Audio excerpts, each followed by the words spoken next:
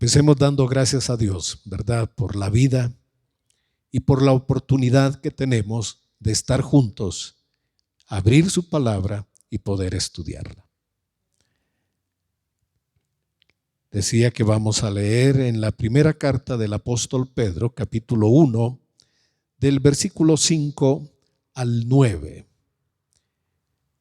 Recordemos que Pedro le escribe a personas que habían sido perseguidas, personas que habían sido expatriadas, personas que habían huido de su tierra, de Israel, y que estaban esparcidos en muchos lugares. Y él les dice que sois guardados por el poder de Dios mediante la fe. ¿Para qué? Para alcanzar la salvación que está preparada, gloria a Dios, esto es maravilloso, ya está preparada para ser manifestada en el tiempo postrero, en lo cual vosotros os alegráis, aunque ahora por un poco de tiempo, si es necesario, tengáis que ser afligidos en diversas pruebas. Sigamos al versículo 7. Para que sometida a prueba vuestra fe. ¿Qué dice Pedro que le va a pasar a nuestra fe? Que será sometida a prueba. ¿Tú crees en Jesús? Debemos saber. Nuestra fe será pasada por una prueba. Y esta fe, dice, es mucho más preciosa que el oro. Hablando del oro, aunque es perecedero, se prueba con fuego. Pero que nuestra fe sea hallada, y menciona 3 cosas que debe tener nuestra fe. Sea hallada en alabanza, gloria y honra cuando sea manifestado Jesucristo, a quien amáis sin haberle visto, en quien creyendo, aunque ahora no lo veis, os alegráis con gozo inefable y glorioso, obteniendo el fin de vuestra fe, que es la salvación de vuestras almas. Amén. Así que Pedro dice que nuestra fe será sometida a prueba, y después, como el oro, después que pase por el fuego, debe ser hallada nuestra fe que tenga 3 elementos que le den al Señor. 1, alabanza. Que nuestra fe, imagínense eso, que lo que nosotros creemos y nos sostenemos y enfrentamos los problemas, esta actitud, esta fe le dé a Dios alabanza, le dé honor, gloria, honra. Que sea un motivo de celebración al Señor la fe que nosotros hoy tenemos. Así que yo quisiera hablarles esta mañana de una fe aprobada por Dios. La fe que Dios aprueba. Lo que Dios puede decir, esto está bien. Recordemos que iremos al tribunal del Señor, y en una ocasión dice el Señor, les diré a unos, pónganse a la derecha, y a otros les diré, pónganse a la izquierda. Iremos delante del tribunal del Señor, dice el apóstol Pablo, y nosotros, los hijos de Dios, estaremos delante de Él. Así que hablamos hoy de una fe que Dios apruebe. Y voy a mencionar 5 cosas en las que Dios quiere aprobar nuestra fe. Pero antes voy a compartir una idea que en lo que leímos, el punto principal que Pedro está enfatizando no son las pruebas, sino él enfatiza al Señor y la salvación. Pedro no está haciendo un énfasis en la prueba, en los problemas. Nuestra fe será probada. Él no está hablando así. Él dice, nuestra fe será probada por el fuego, porque el Señor nos ha llamado a su gloria. Y cuando nuestra fe sea de esta manera, hallada de esta forma, le dará gloria al Señor cuando Él venga. Y dice, ustedes hoy se alegran y lo aman a Él y tendrán el fin de vuestra fe. Versículo 9, que es la salvación de vuestras almas. Creo que es maravilloso saber que Dios tiene interés en darnos a nosotros salvación. Yo dije antes de que mi hermano muriera, no conocíamos el evangelio y no sabíamos que había una posibilidad de salvación. Yo sabía que un día le daría cuentas a Dios, pero no sabía cómo eso iba a pasar. Y como a veces a la gente le da miedo eso, a mí también, y mejor no pensaba en el asunto. A veces pensamos que si yo me evado de eso, pues ya la libré, pero no. Más bien es importante saber a dónde vamos. Así que Pedro no enfatiza la prueba, él enfatiza la salvación y a nuestro Señor Jesucristo. La segunda cosa es el resultado final para nosotros. ¿Qué es lo que va a pasar más adelante? Y es lo que está en el versículo 7, que nuestra fe sea hallada, que lo que tú crees de Jesús, Dios lo apruebe de una manera que le dé a Jesús alabanza, gloria, honra.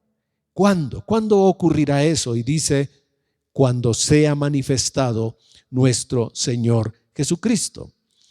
Y en cuarto lugar, creo que las Escrituras nos dan a todos nosotros un consejo. Cuando Dios nos da un consejo, dicen que es de sabios oír los consejos. Dios este es el consejo. Dios no nos pone a cuestionar la fe de otras personas. Dios, en realidad, dijo Jesús, no veas la paja que tiene otra persona, porque lo más seguro es que tú tengas una viga. Si nosotros queremos juzgar a otras personas, en realidad puede ser mayor lo que hay en nosotros que lo que tiene otra persona. Entonces, en ninguna parte de la Biblia nos invita a que juzguemos a otras personas por el hecho de juzgarlas. Lo que sí nos dice la Biblia, y ahora sí voy a pedirles que vayamos a la segunda carta de los Corintios, capítulo 13 y verso 5, porque aquí está el consejo de Dios. Y espero que hoy hagamos nosotros análisis de esta escritura y podamos tener un entendimiento de este versículo en especial, y lo he preparado en otras versiones para que se pueda aclarar o ampliar aún más la idea. Dice segunda carta de los Corintios, capítulo 13 y versículo 5, dice así: examinaos a vosotros mismos si estáis en la fe. ¿Qué dice tu Biblia? ¿Dice así? ¿Tu escritura dice de la misma manera? Examinaos a vosotros mismos. ¿Quién se debe examinar? Cada uno de nosotros. ¿Y sobre qué? Dice, si estamos en la fe. Otra vez nos dice, probaos a vosotros mismos. Examínense, pruébense ustedes mismos. Pruébense, examínense, den ese paso, tengan valor para analizar su vida. Examinen cómo está su vida en realidad delante del Señor. Y Pablo hace esta pregunta: ¿o no os conocéis a vosotros mismos que Jesucristo está en vosotros, a menos que estéis reprobados? Pablo dice, yo espero que ustedes se den cuenta que nosotros no estamos reprobados. Los corintios descalificaron a Pablo y pensaban que Pablo era el que estaba reprobado, o el Señor se había equivocado por enviar a Pablo. Pero dice Pablo, no, ustedes examínense. Y hay una versión, una traducción en lenguaje actual que dice, es el mismo versículo, pero dice de esta manera: pónganse a pensar en su manera de vivir y vean si de verdad siguen confiando en Cristo. Hagan la prueba y si la pasan es porque Él vive en ustedes. Pero si no confían en Cristo de verdad es porque Él no está en ustedes. Hay otra versión que se llama Palabra de Dios para Todos y dice de esta manera: examínense a ustedes mismos y pónganse a prueba para ver si están firmes en su fe.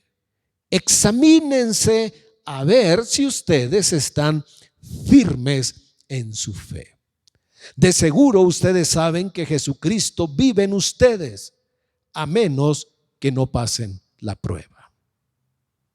Hay una versión que se conoce como amplificada. Esta explica bastante cada versículo y dice de esta manera: examinen, prueben y evalúense a ustedes mismos para ver si se aferran a su fe y muestran los frutos apropiados de ella.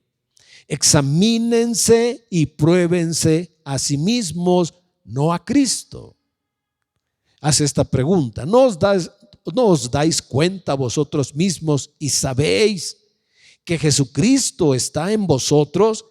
A menos, dice de esta manera, a menos que sean falsificados, desaprobados en el juicio y rechazados.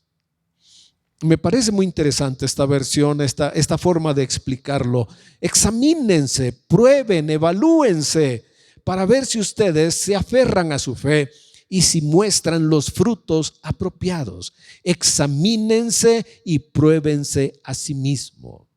Esta es una tarea que nosotros debemos hacer. ¿Creen ustedes que la Escritura tiene razón de decirnos eso? ¿O no debería decirnos eso? Es fácil, ¿verdad? Decir, no me gusta ese versículo, yo no me tengo que probar, yo no me tengo que poner a prueba. ¿O podemos seguir el consejo? ¿Qué dicen ustedes? Tenemos dos opciones: ¿nos examinamos o no nos examinamos? Porque a nadie le gustan los exámenes. A veces las personas están subiendo de peso, pero dicen, ay, ¿qué le pasa a esta báscula? No me cierra la ropa, pero no sé por qué, no sé qué se ha encogido, debe ser el jabón. Pero no quieren hacerse la prueba, subirse a la báscula para ver cuántos kilitos se han pasado. He visto personas que dicen, prefiero no ir al estudio, prefiero no hacerme el examen porque ¿qué tal que tengo algo? Pues lo mejor sería hacerse un estudio. Si uno considera que hay un problema de salud, lo mejor sería hacerse un estudio. ¿No creen ustedes? De esa manera se descarta. Gracias a Dios no había nada. O uno puede decir, fue a tiempo para empezar un tratamiento y hacer ajustes de salud. Hacernos la prueba es importante. La Biblia nos recomienda que nos probemos a nosotros mismos si estamos en la fe correcta, en la fe adecuada. No en otro evangelio, pero si realmente nuestra fe está dando los frutos que debe dar en nuestra vida. Así que si alguno pregunta, pastor, ¿por qué quiere Dios que probemos nuestra fe? Hoy no lo vamos a ver, pero al pasar la prueba quiero asegurarles que Dios primero está en control de todas las cosas. Segundo, Él es bueno y todo nos ayuda para bien. Y si alguien conoce el corazón, es nuestro Señor. Digamos que Él es el mejor médico, cardiólogo en todo el universo, porque Él conoce nuestro corazón. Nosotros podríamos engañar a alguien, pero al Señor jamás. Por eso el Señor nos invita a que nosotros nos hagamos la prueba. Y hay 5 cosas en las que nosotros debemos probar nuestra fe. Las voy a mencionar ahorita, aunque las vamos a ir viendo una por una. La primera es, ¿qué hay de mi fe y mi relación con Dios? ¿Mi fe me lleva a una relación más profunda? ¿O mi fe solamente digo yo, no, yo creo, Porque si mi fe no me lleva a una relación más profunda con Dios, cada vez más profunda, te diría que esa fe no está bien. Esa no es la mejor fe que debe tener un cristiano, porque una fe viva, ¿saben a dónde nos va a llevar? A una relación más profunda con el Señor. El segundo aspecto es que una fe verdadera siempre nos va a llevar a un compromiso con Dios. Si una persona realmente cree en Dios, su fe lo va a llevar a comprometerse más y más con Dios. Una fe, el tercero, donde Dios va a examinar y probar el resultado de mi fe, es si mi fe me hace más fiel a Dios. Si a causa de esta fe que yo tengo, soy más fiel cada día. Uno de los requisitos de los hijos de Dios es que seamos fieles con Dios. ¿No lo consideran importante? Y nuestra fe va a ser probada para ver si somos fieles con Dios. Cuando sea probada la fe, Dios la va a probar.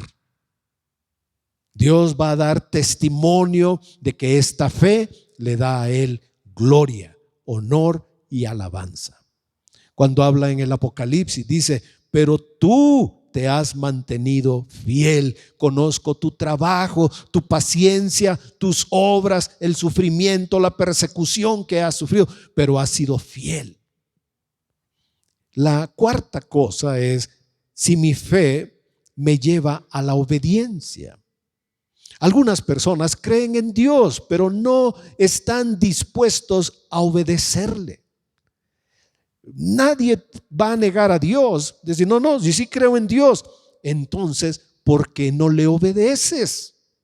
Si la fe es verdadera, ¿a dónde nos va a llevar? A la obediencia.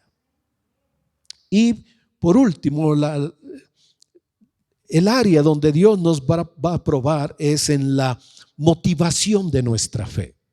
¿Qué es lo que motiva nuestra fe?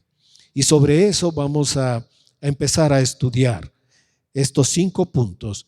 Mi fe va a ser probada con respecto a mi relación con Dios, mi compromiso con Dios, mi fidelidad hacia Dios, mi obediencia y qué es lo que motiva mi fe, qué es lo que me impulsa a creer si realmente es algo correcto. Entonces vamos a empezar con el número 1. Mi relación con Dios. ¿Cómo es nuestra relación con Dios? ¿Cómo es? Vamos a pensar por un momento en la amistad.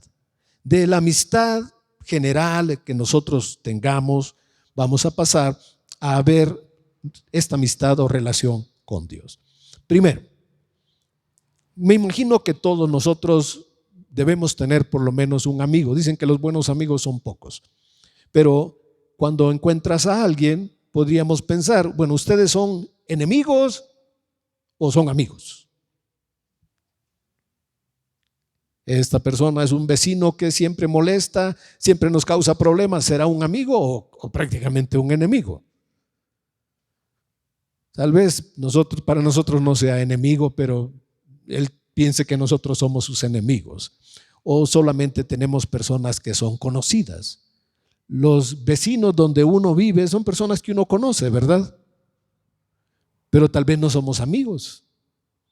Tenemos compañeros de trabajo, somos conocidos, pero tal vez no diríamos que son amigos. O a veces trabajamos juntos, hacemos proyectos juntos, pero no somos amigos. Trabajamos juntos, nos conocemos, pero no realmente no somos amigos. Los amigos tienen una relación más íntima. Los amigos pueden platicar las cosas que les pasan. Les voy a dar un ejemplo. 2 varones, puede que ellos 2, si son amigos, hablen de su salud y uno le comente al otro y le diga: fíjate que tengo este problema, esta molestia. Y le va a decir el amigo: ¿y ya se lo dijiste a tu esposa? ¿Y qué le va a decir el otro? No. ¿Cómo es que un amigo tiene más confianza con el otro amigo y no con la esposa? Realmente una amistad nos da a nosotros un terreno de confianza, donde podemos abrir el corazón y decir realmente cómo estamos, cómo nos sentimos. Porque miren, lamentablemente el trabajo de un pastor, que es preguntarle a las personas cómo están, y todos, ¿saben qué me dicen todos?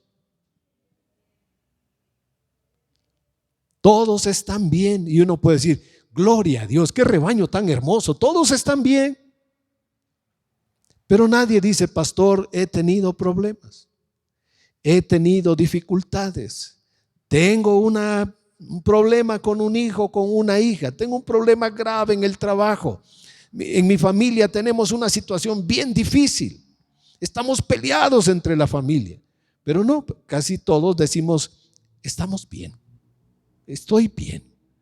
Pero como hermanos, nosotros deberíamos dar un paso más y ser sinceros y decir realmente, tengo problemas, me he sentido cansado, me he sentido preocupado, me ha costado dormir en estos días, he estado pensando muchas cosas del futuro y de papeles y qué va a pasar si yo no estoy. Bueno, esas cosas deberíamos tratarlas con confianza, ¿no creen ustedes? Están muy calladitos. ¿Deberíamos hablarlas, sí o no? Bueno, ¿qué tan íntima es nuestra relación con Dios? Vamos a ver, hay 4 versículos aquí en la Biblia que nos dan una idea de la relación con Dios. Primero vamos a leer en el libro de los Salmos. El Salmo 25 lo escribió David. El rey David hace una revelación de cómo es la relación con Dios. Y él dice, la comunión íntima. Salmo 25, 14. Él dice, la comunión íntima de Jehová es con ¿quiénes? Los que le temen. Y a ellos hará conocer su pacto. Una pregunta importante para pensarla. ¿Dios se relaciona con todas las personas de la misma manera? Ya el Salmo nos respondió. Dios quisiera relacionarse con todas las personas. Dios quisiera relacionarse con todos nosotros. Pero el Salmo nos aclara y dice que la comunión íntima, o sea, la intimidad de Dios solamente es con una persona que le teme, que lo respeta, que camina con cuidadito delante de Dios. Este pensamiento, digamos, lo tenía David y indudablemente se lo enseñó a su hijo Salomón. Después de los Salmos está el libro de Proverbios, capítulo 3, 32, y nuevamente se repite esta idea de una comunión íntima con Dios. Y Salomón dice que el Señor abomina al perverso. Miren eso, Dios aborrece a una persona que es mala, que hace daño, que destruye, que es maligna. Sin embargo, dice que su comunión íntima es con los justos.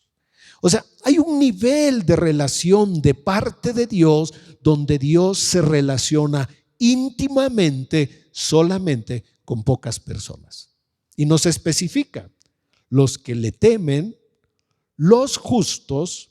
Y ahora vamos a ver de Isaías algo que él nos dice acerca de esto. En el capítulo 66, después de Salmos, Proverbios, Eclesiastés, Cantares, sigue el profeta Isaías y dice en el capítulo 66, en los primeros 2 versículos, Dios lo pone de esta manera: el cielo es mi trono, dice el Señor, y la tierra estrado de mis pies. Así es la dimensión. El cielo es el trono, la tierra donde Dios pone sus pies. Y él pregunta, si ustedes entienden eso, ¿dónde está la casa que me han de edificar? ¿Dónde estaría el lugar de mi reposo? Mi mano hizo todas estas cosas y así todas estas cosas fueron, dice Jehová. Y aquí es donde está la observación que hace el profeta. Pero miraré, dice el Señor, miraré a aquel que es pobre y humilde de espíritu y que tiembla a mi palabra. ¿Qué ve Dios en una persona si es humilde? Si se siente una persona necesitada de Dios. ¿Qué hace un mendigo? ¿Qué hace una persona que no tiene para comer?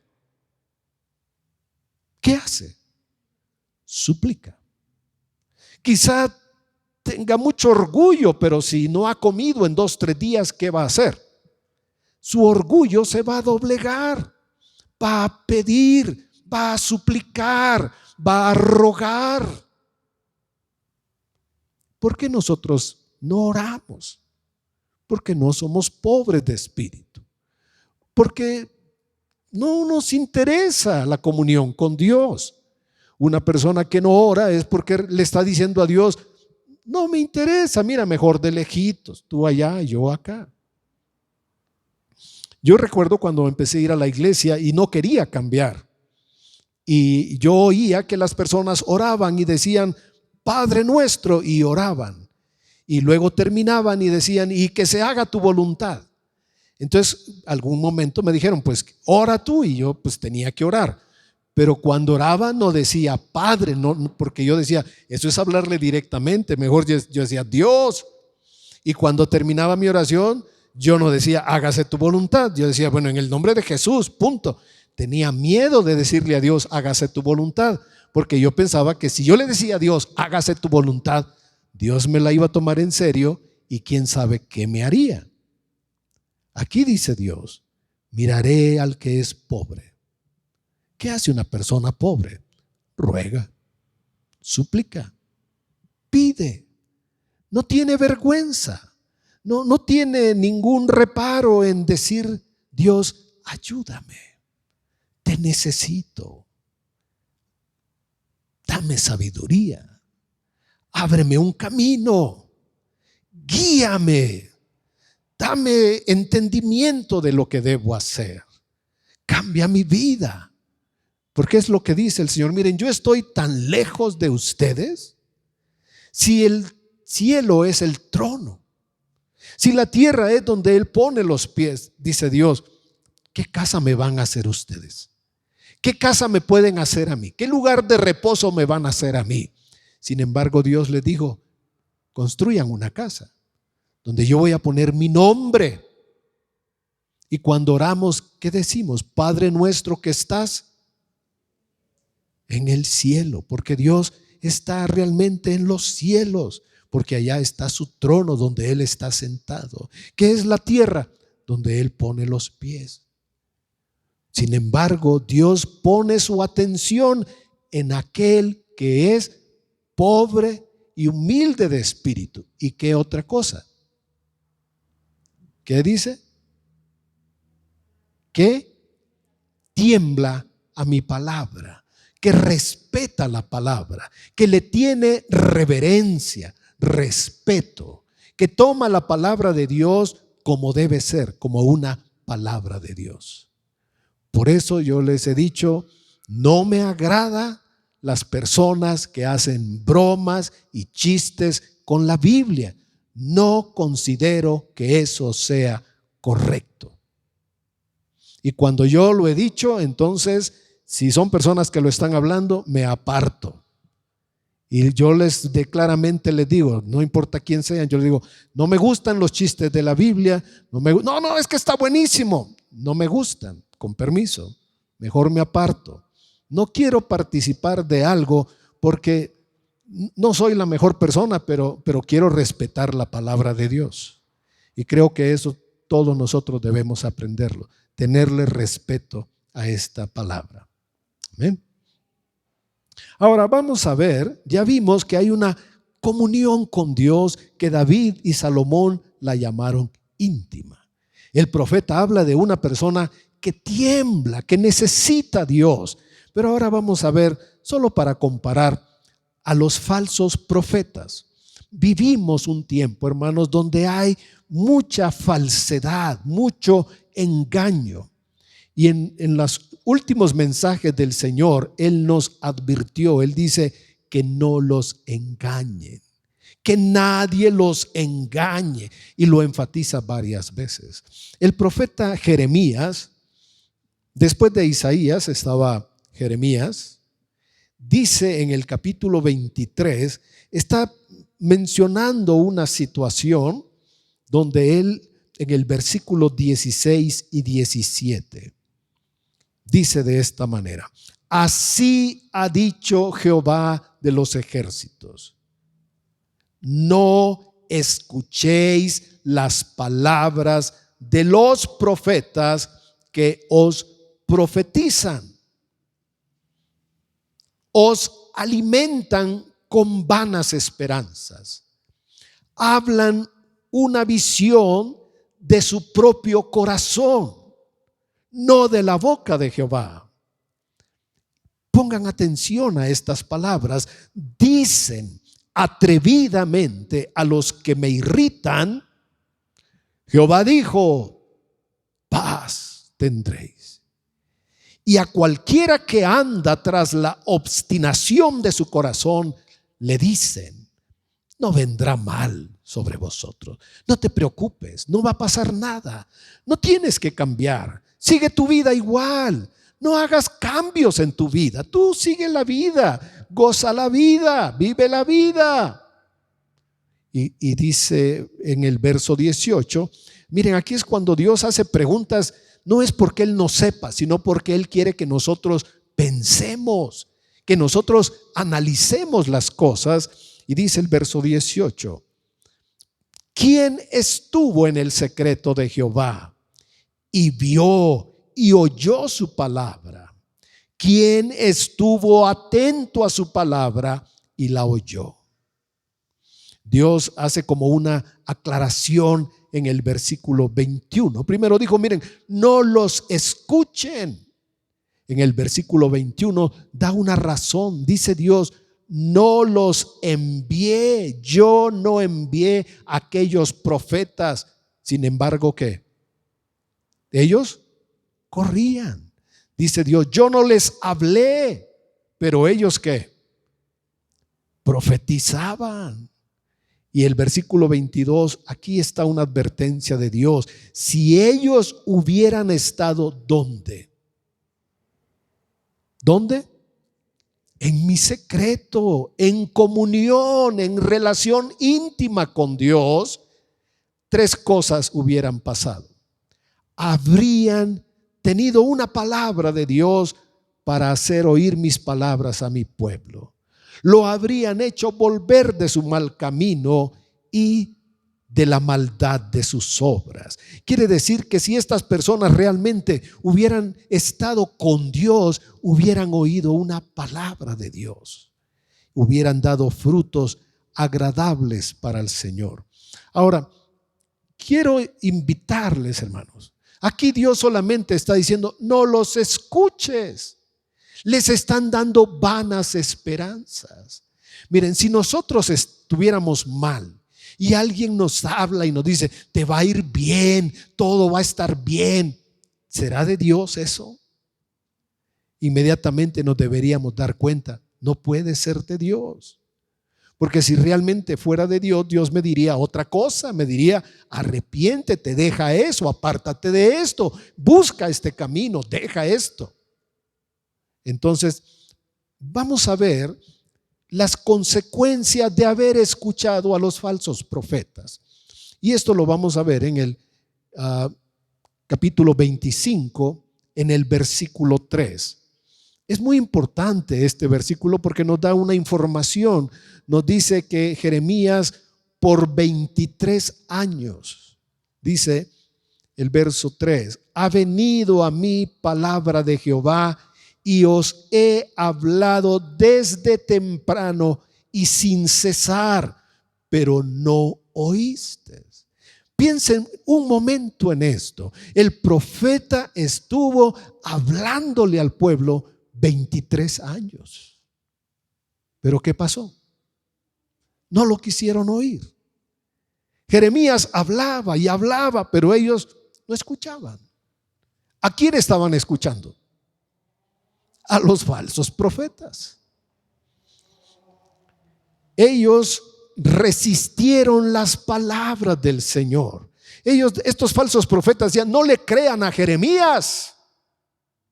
Jeremías dice que aquí nos va a venir un ejército que nos va a invadir, que nos van a llevar prisioneros. No es cierto. Dios nos va a bendecir, Dios los va a prosperar, Dios los va a ayudar, Dios no los puede castigar.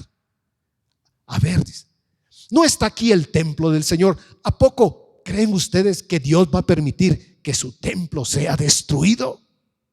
Piensen, Jeremías los quiere engañar, los está intimidando. Jeremías no les está diciendo la verdad. Nosotros tuvimos una palabra de Dios, tuvimos un sueño, hemos tenido visiones. Por 23 años Jeremías tenía dos problemas: la dureza del corazón del pueblo y a los falsos profetas. Ellos hicieron, vamos a decir, un gran tropiezo para el pueblo.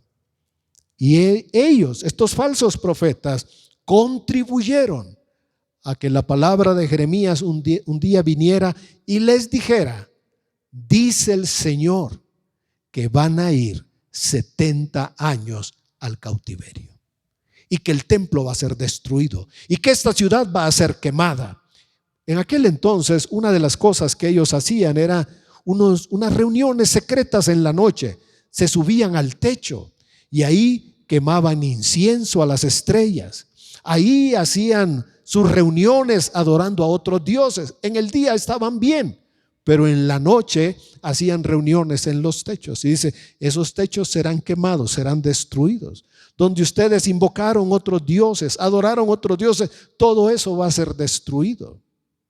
Habían llevado al templo idolatrías, habían llevado al templo cosas profanas, y dice Dios: voy a destruir ese lugar. ¿Quiénes provocaron la dureza del pueblo? Los falsos profetas. ¿Pero qué les decían? No pasa nada, no tengas temor. Bueno, 70 años fueron al exilio como un castigo. ¿Qué podríamos aprender de eso nosotros? Y creo que hay algo importante aquí. ¿Qué hace falsa a una persona? Dios especificó dos cosas. Dijo Dios: primero, yo no los envié. Es diferente cuando Dios envía a una persona. Cuando Dios habla, da un testimonio en la iglesia y dice: esto es de Dios. ¿Se recuerdan que hace unos meses enviamos de aquí de la iglesia a nuestros hermanos Sergio, Rosy y sus hijos?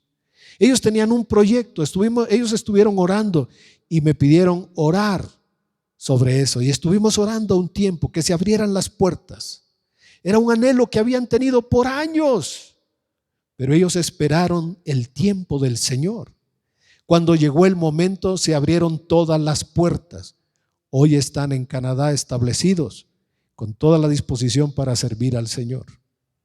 Es diferente cuando la iglesia envía y bendice a una persona, a cuando alguien se aparece y dice: yo soy profeta, Dios a mí me habló, ¿quiénes quieren venir conmigo para que les dé una palabra de bendición? Lo primero que debemos entender que hace falsa a una persona es que Dios no la ha enviado, y en segundo lugar, que Dios no le ha hablado. Aunque esa persona diga que tenga palabras, revelaciones, visiones, sueños, pero si Dios no la ha enviado, nosotros deberíamos discernir. Y creo que debemos entender que lo más importante de todo es buscar una comunión. ¿Cómo? La Biblia ya nos dijo cómo. Una comunión íntima. Si tú solamente tienes una comunión de lejitos, una comunión distante, una comunión fría, de eso que dicen, pues allá de vez en cuando hablamos. O tienes una relación de todos los días. Creo que esa etapa del enamoramiento nos puede dar un ejemplo. ¿Qué hacen las personas que están enamoradas? Hablan todo el tiempo y se mandan mensajes todo el tiempo. Y si por decir fueron a tomar un café y estuvieron platicando toda la tarde, en la noche, ¿qué hacen? Vuelven a hablar. Se separan y dicen, bueno, nos vemos, sí, hasta mañana, pero todavía ya se despidieron. Pero después, ¿qué hacen con los mensajitos? Ya te acostaste, ya te dormiste. ¿Qué tienen estas personas? Una relación más íntima. ¿Qué necesitamos nosotros con Dios? Una relación más íntima. Nuestra fe será probada si nuestra fe, la fe que hoy tenemos, nos está llevando a una relación más íntima, pues esa fe está buena. Esa fe está aprobada por Dios. Si nuestra fe nos mantiene a una distancia, se dice, no, pues yo así estoy bien. Yo me siento bien, yo creo en el Señor, yo no ofendo, yo no digo nada. Está bien. Pero la fe viva va a hacer que nosotros busquemos más a Dios. Tú debes pensar, la fe que yo tengo me hace orar más, me hace leer más la Biblia, me hace alabar más a Dios.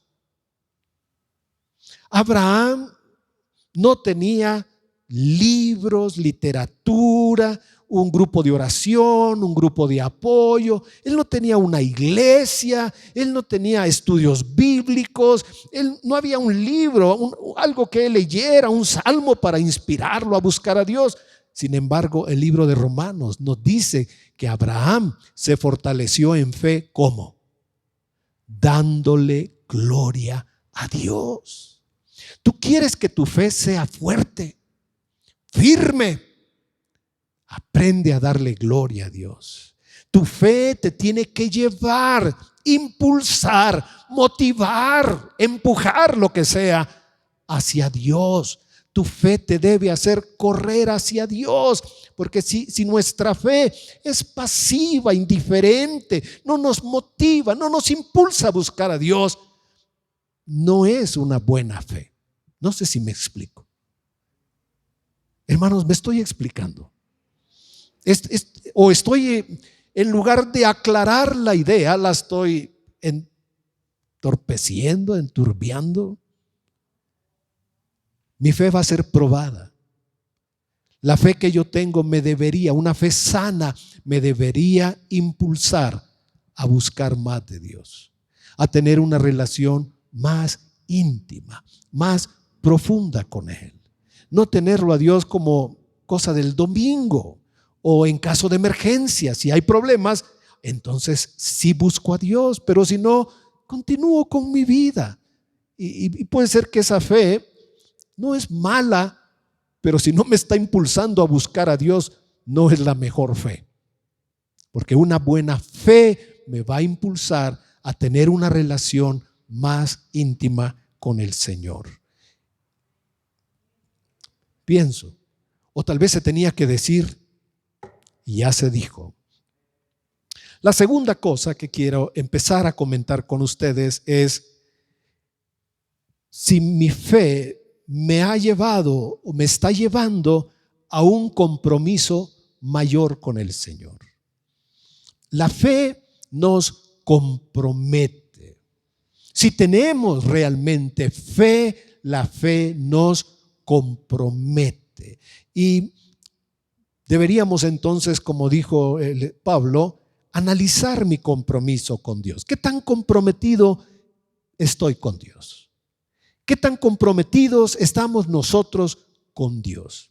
La fe que tenemos nos lleva a comprometernos más con Dios o nos ha mantenido pues en un lugarcito seguro, ¿no? Es como como que estamos en un bote salvavidas y ahí estamos, qué bueno, ya estamos en el bote salvavidas, ¿verdad? No nos estamos hundiendo, no nos estamos ahogando, pero por lo menos ya tenemos, alguien dirá, tengo el boleto de la salvación, el ticket de la salvación.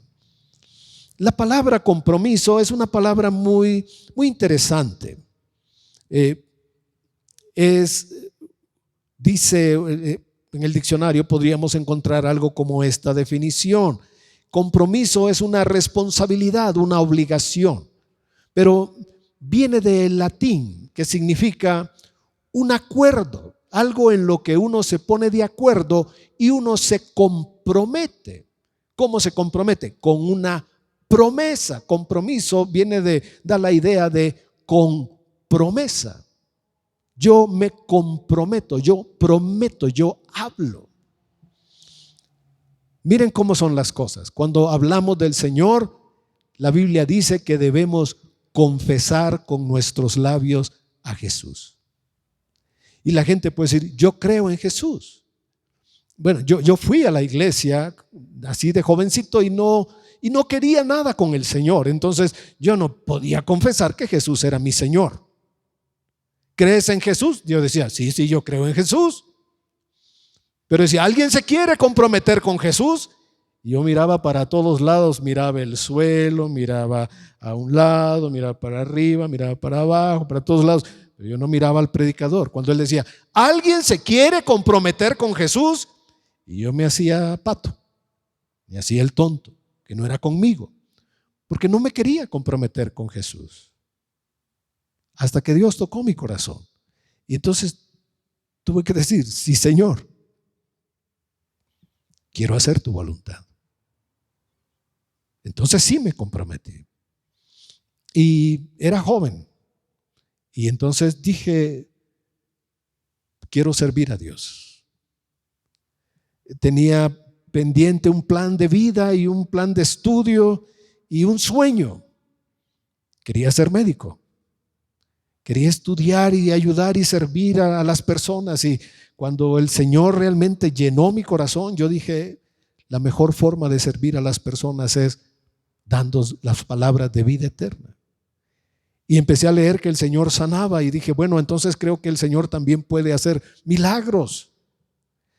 Compromiso es con promesa, es en lo que tú te comprometes, en lo que tú puedes decir, estoy comprometido.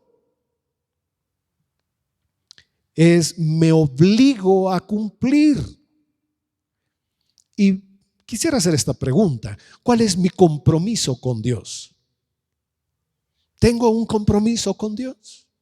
¿Ustedes se sienten que están comprometidos con Dios? O dicen, no, pastor, a mí no me hablen de compromiso, yo solamente creo. Yo creo. Bueno, lo que estoy tratando de explicar es que la fe verdadera te lleva a comprometerte con Dios. Que si la fe de una persona no la lleva a comprometerse con Dios, diría que esa fe no es buena.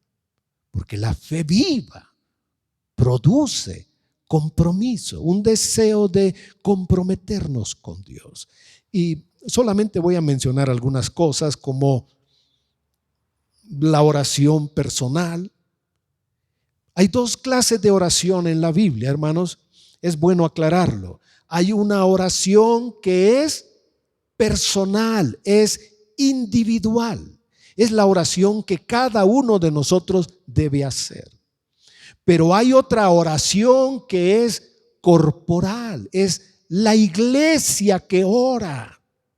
Por eso les invitamos cada sábado a unirse a la oración, porque es necesario orar personalmente, pero es necesario orar como iglesia, como cuerpo de Cristo.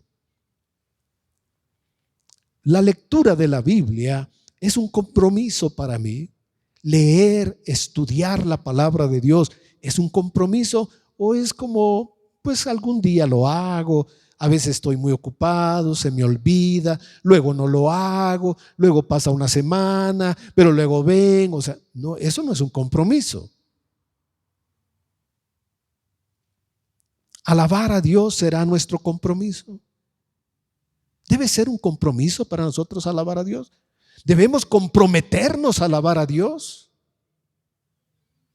¿Qué dijeron los jóvenes en Babilonia?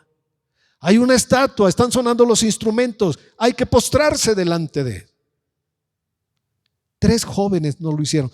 Y la pregunta que debemos hacernos, ¿ellos eran los únicos judíos en Babilonia?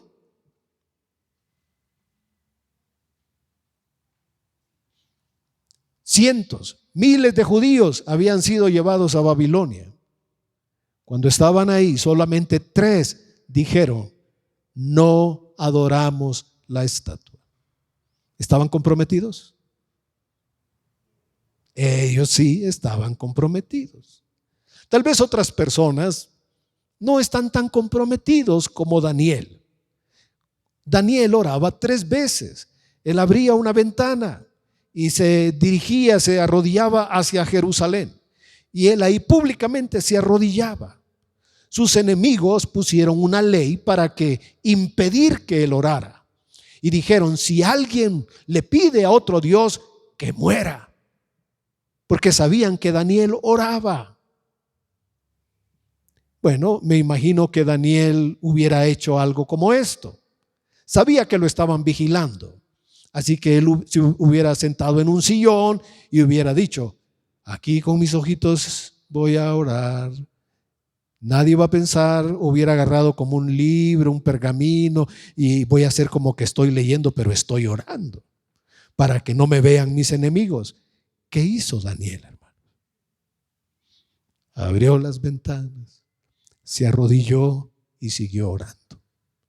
La ley del rey decía, no lo hagas. ¿Qué hizo Daniel? Estaba comprometido con Dios. Los apóstoles se comprometieron con el Señor y dijeron, lo hemos dejado todo, Señor. Cuando les dijeron, no hablen en ese nombre, ellos dijeron, seguiremos hablando. Estaban comprometidos. Los amenazaron, los golpearon y ellos fueron, ¿y qué oraron? ¿Qué pidieron? Líbranos, protégenos, sálvanos, llévanos al cielo. Ellos saben qué dijeron, Señor, danos de nuevo para hablar más en tu nombre. Estaban comprometidos. Ese compromiso es el que nosotros necesitamos. ¿Compartir la fe es un compromiso? Creo que sí. Un hijo de Dios debe dar testimonio de su fe. Una vida apartada del mal, sí. Un hijo de Dios debe apartarse del mal.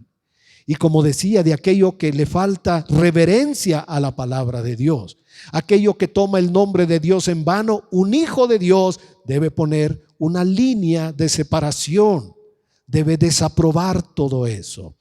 ¿Estamos comprometidos para obedecer la palabra? ¿O solamente decimos, bueno, pastor, hay unas cosas que pues yo pienso que sí, hay otras que son como de criterio personal y yo pienso que ahí pues cada quien por su lado? Yo pienso que debemos tener un compromiso de obedecer al Señor. Mira que te mando que te esfuerces, que seas valiente. Lee, medita en este libro de día y de noche para que hagas conforme a lo que en él está escrito. Y creo que debería ser un compromiso honrar a Dios con nuestras finanzas, honrarlo. Que cómo administramos nuestro dinero le dé honor y le dé gloria a Dios. Sea un testimonio que nosotros vivimos bajo otros principios.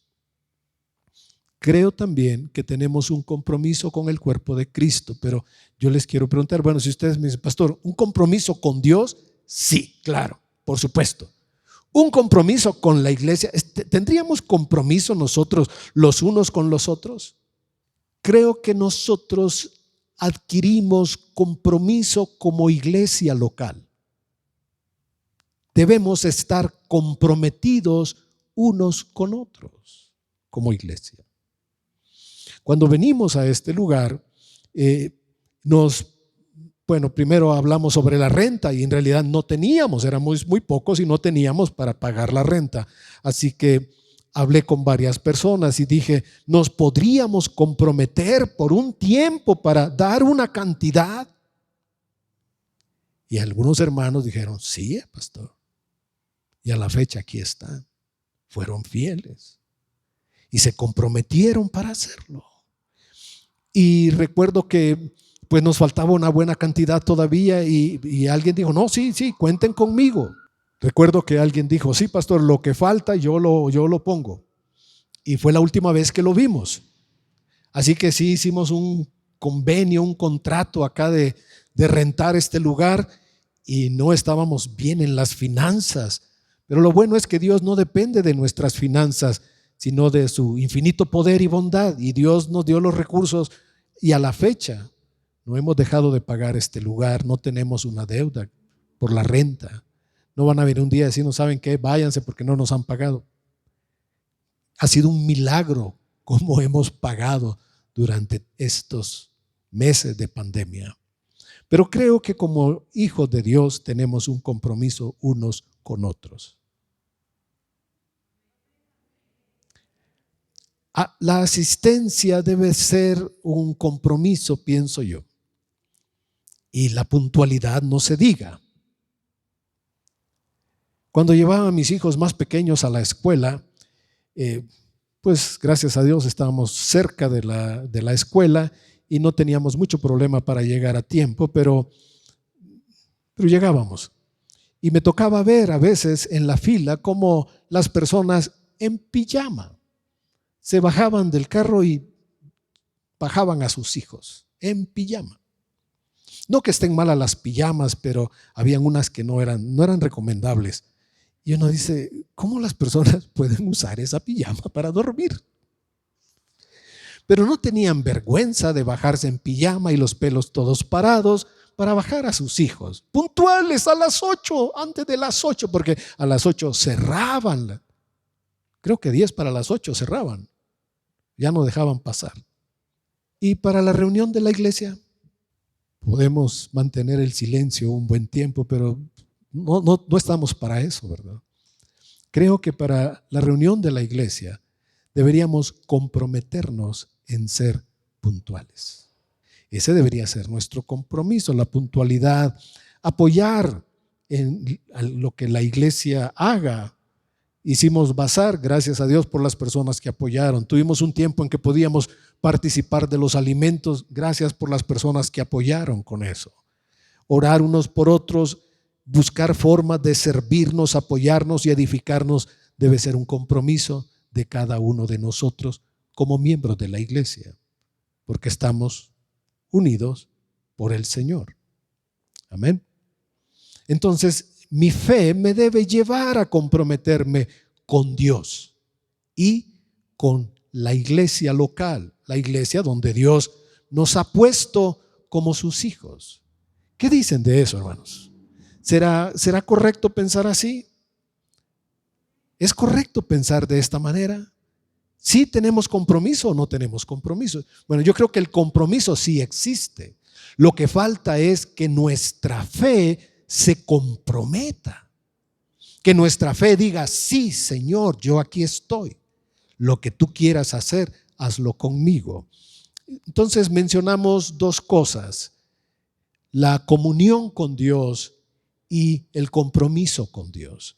Y de estas dos cosas debo decirte que si tu fe realmente es buena, te va a llevar, te va a impulsar a tener más comunión con Dios.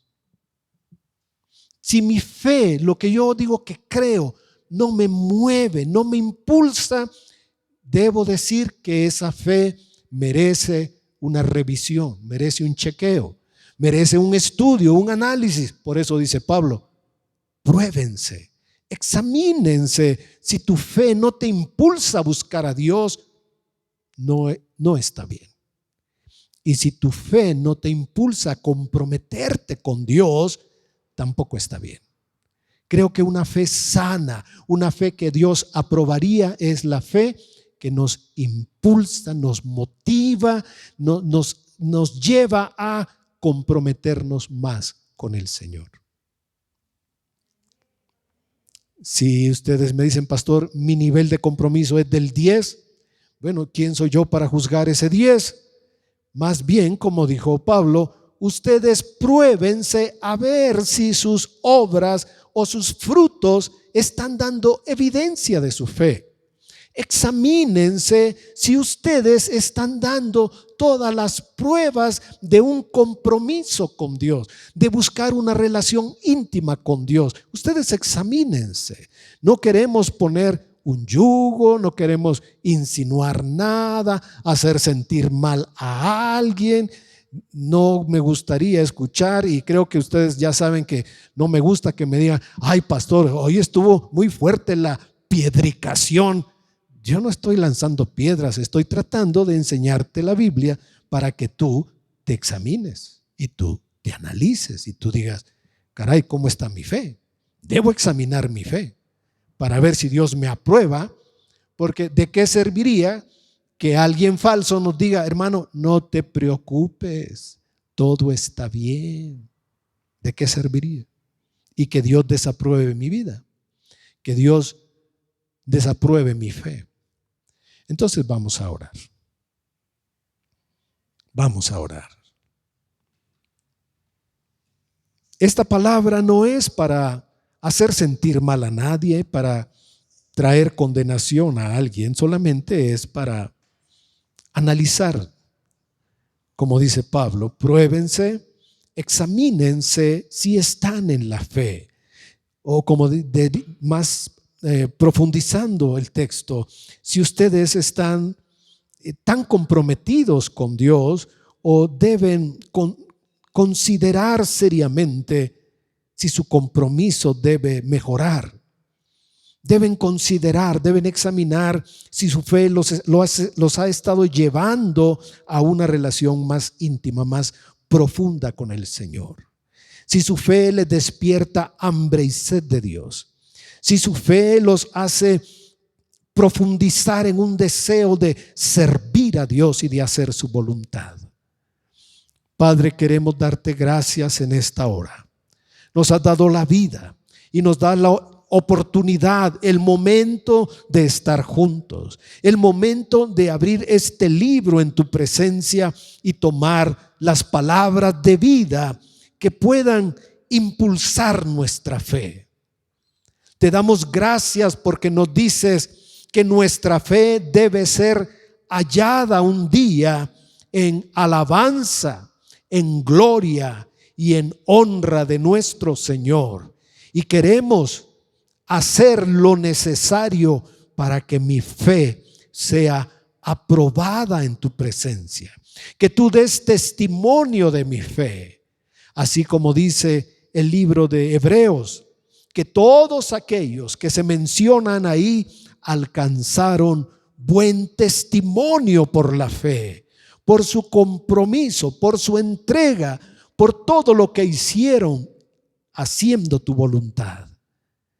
Te ruego, Señor, que tu Espíritu Santo anime a cada uno de tus hijos y de tus hijas, que tengan la luz de tu palabra, el entendimiento, el discernimiento de tu palabra y de tu Espíritu, para cuestionar nuestra fe, para analizar el fruto de nuestra fe, si me ha llevado, me ha acercado más a ti, o si me he mantenido a una distancia prudente, distante de ti. Y oro que nuestros ojos sean abiertos para examinar cuán comprometidos hemos vivido estos años.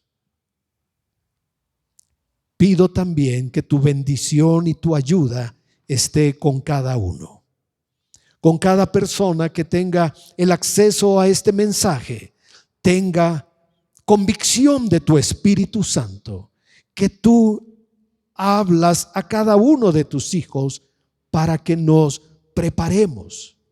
Cuando sea tu venida, nuestra fe te dé a ti honor, gloria y alabanza, porque ha sido probada por fuego, pero ha sido aprobada por tu amor y por tu Espíritu Santo.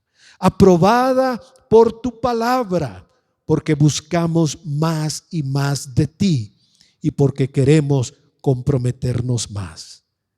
Pido tu bendición y tu favor en el nombre de Jesús.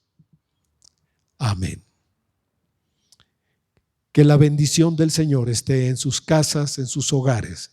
Que el Señor les bendiga y les guarde de todo mal.